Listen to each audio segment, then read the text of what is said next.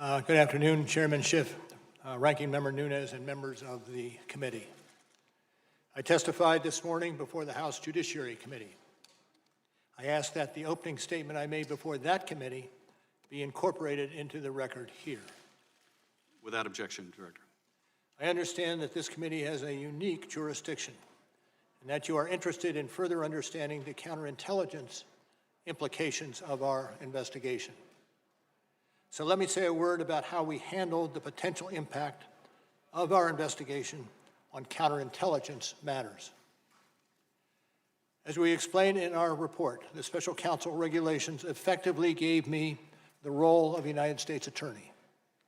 As a result, we structured our investigation around evidence for possible use in prosecution of federal crimes. We did not reach what you would call counterintelligence conclusions. We did, however, set up processes in the office to identify and pass counterintelligence information onto the FBI. Members of our office periodically brief the FBI about counterintelligence information. In addition, there were agents and analysts from the FBI who were not on our team, but whose job it was to identify counterintelligence information in our files and to disseminate that information to the FBI. For these reasons, questions about what the FBI has done with the counterintelligence information obtained from our investigation should be directed to the FBI. I also want to reiterate a few points that I made this morning. I am not making any judgments or offering opinions about the guilt or innocence in any pending case. It is unusual for a prosecutor to testify about a criminal investigation, and given my role as a prosecutor, there are reasons why my testimony will necessarily be limited. First, public testimony could affect several ongoing matters. In some of these matters, court rules or judicial orders limit the disclosure of information to protect the fairness of the proceedings. And consistent with longstanding Justice Department policy, it would be inappropriate for me to comment in any way that could affect an ongoing matter. Second, the Justice Department has asserted privileges concerning investigative information and decisions, ongoing matters within the Justice Department, and deliberations within our office.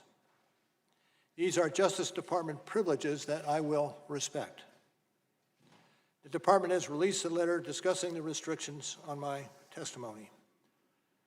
But I therefore will not be able to answer questions about certain areas that I know are of public interest.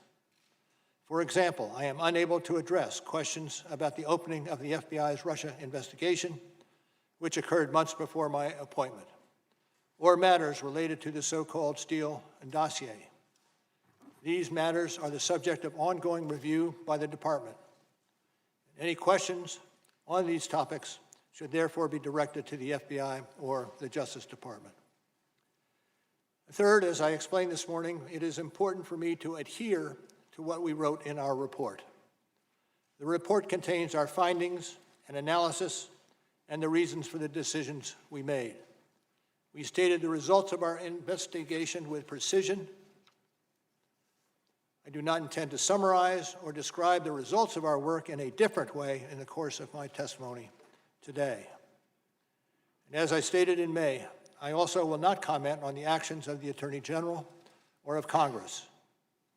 I was appointed as a prosecutor, and I intend to adhere to that role and to the Department standards that govern. Finally, as I said this morning, over the course of my career, I have seen a number of challenges to our democracy. The Russian government's efforts to interfere in our election is among the most serious, and I am sure that the committee agrees. Now, before we go to questions, I want to add one correction to my testimony this morning. I want to go back to one thing that was said this morning by Mr. Liu, who said, and I quote, "You didn't charge the president because of the OLC opinion." That is not the correct way to say it. As we say in the report, and as I said at the opening, we did not reach a determination as to whether the president committed a crime. And with that, Mr. Chairman, I'm ready to answer questions.